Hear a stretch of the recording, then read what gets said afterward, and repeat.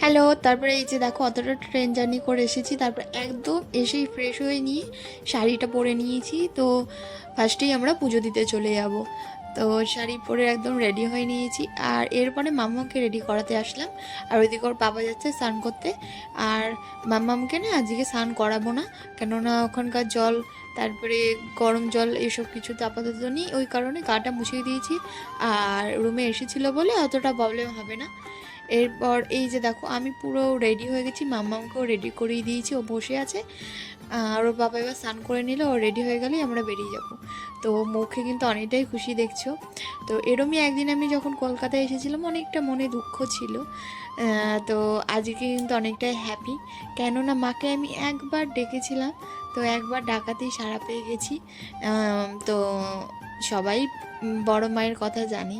তো আমার তো একটা স্বপ্ন ছিল যে আমি আসবো, অনেক দিন ধরে মানে আসবো আসবো করছিলাম। তো মানে বলে না, না ডাকলে যাওয়া যায় না। তো ফাইনালি মা সাড়া দিয়েছে, তাই আমাদেরও আসার সুযোগ হয়েছে।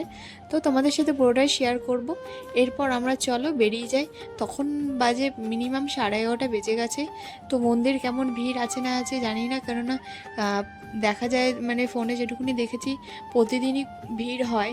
তো আমরা একটু বারটা দেখে এসেছি, যে মঙ্গল বড়বার এরম বার দেখে আসেনি, জানি ওই দিন ভিড় হবে। তো চলো যাই এবার। তো এই যে এখানে স্কুল আছে একটা, আর বাইরে বিশাল রোদ। আমাদের একটা ভুল হয়েছে, ছাতা আনতে ভুলে গেছি। মনে করেছিলাম আনবো, কিন্তু আনতে ভুলে গেছি। বিশাল রোদ। তো এখানে দাঁড়ালাম একটু আখের রস খাওয়ার জন্য।